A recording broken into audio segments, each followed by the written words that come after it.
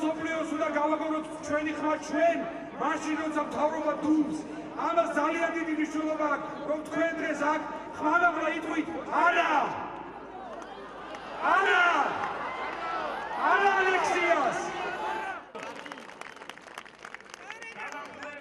საქართველოს პროკურატურაში გაუდგანაბარებული საქართველოს ხელისუფლება დუმს ჩვენ ეს დუმილი უნდა დავარღვიოთ. გვინდა რომ გავარღვიოთ საბჭოთა მოჭადოებული წრე, მაგრამ ისინი არ გვეშვებიან. არა! არა! არა! მეგობრებო, დიდი მადლობა და წინ გამარჯვებისკენ ჩვენ აუცილებლად გავიმარჯვებთ. გენაცვალეთ ყველას, რუსეთს, დაჩოქილი საქართველოს